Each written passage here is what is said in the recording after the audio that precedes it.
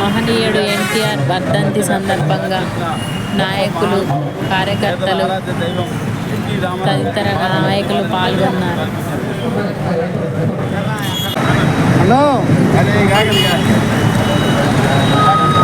కూర్చో కాసేపు ఏం చెప్తావు? కూర్చో ఉంటా. ప్రోగ్రామ్ అయితే ఉంటుంది. వాడు కూడా ఫోన్ చేయలేదు. సార్ రైట్కి వచ్చి చెప్తా.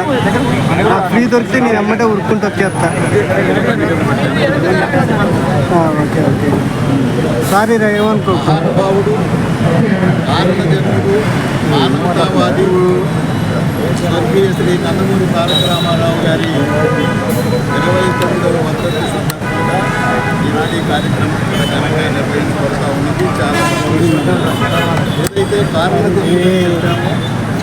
మానవతా హృదయంలో ముఖ్యమంత్రిగా అనేక సంస్కరణలకు శ్రీకారం చుట్టినటువంటి మహానుభావుడు తొలి దశలోనే రాజకీయాలలో స్వర్గీయ నందమూరి తారక రామారావు గారు పేద ప్రజల పట్ల ప్రత్యేకమైనటువంటి అభిమానంతో, మానవత్వంతో వారి ఆకలి తీర్చాలని, అవసరాలను ఆదుకోవాలనేటటువంటి ఒక సత్సంకల్పంతో, దృఢ నిశ్చయంతో పరిపాలనలో అనేక చరిత్రలో ఎన్టీ రామారావు గారు నిలిచిపోతారు.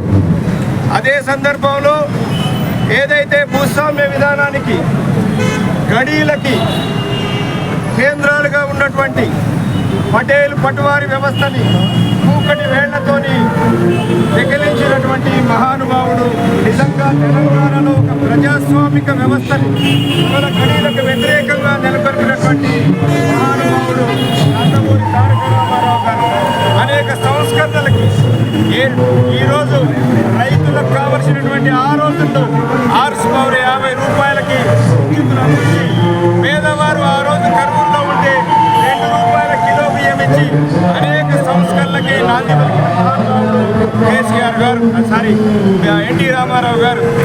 అలాగే మహిళలకి ఆస్తిలో హక్కు కల్పించిన మహానుభావుడు ఎన్టీ రామారావు గారు. ఈరోజు బీసీలకి స్థానిక సంస్థల్లో రిజర్వేషన్లు వచ్చినాయంటే అది రామారావు గారి యొక్క పుణ్యమని సందర్భంగా తెలియజేస్తున్నాను. అదే సందర్భంలో ఈరోజు మహిళలకి రాజకీయంగా, ఆ రోజు మహిళలంటే కుటుంబానికి, వంటగదికి అంకితమయ్యేటువంటి పరిస్థితి ఉంది. రామారావు గారు మహిళలకి రాజకీయాల్లో రిజర్వేషన్లు కల్పించి మహిళల్ని రాజకీయ నాయకులుగా తయారు చేసింది ఎన్టీ రామారావు గారు. అదేవిధంగా భారతదేశంలో ఉన్నటువంటి కోట్లాది మంది ప్రజలకు ఆరాధ్య దైవం వెంకటేశ్వర స్వామి, తిరుపతి వెంకటేశ్వర స్వామి ఆలయాన్ని అభివృద్ధి చేసింది మన నందమూరి తారక రామారావు గారు. ఇలా చెప్పుకుంటూ పోతే అనేకం ఉన్నాయి. కాబట్టి ఈ సందర్భంగా తెలుగు ప్రజలు, యావత్ తెలుగు ప్రజలు ఎన్టీ రామారావు గారిని స్మరించుకోవాల్సిన అవసరం ఉంది. రాజకీయాలకు ఒక కొత్త రూపించినటువంటి నాయకుడు ఎన్టీ రామారావు గారు. సమాజమే దేవాలయం, ప్రజలే దేవుళ్ళని మొట్టమొదటిగా నిర్ణయించినటువంటి రాజకీయ నాయకుడు ఎన్టీ రామారావు గారు. కాబట్టి వారికి ఈ సందర్భంగా మేమందరం కూడా ఘన నివాళులు అర్పిస్తున్నాం. జై ఎన్టీఆర్.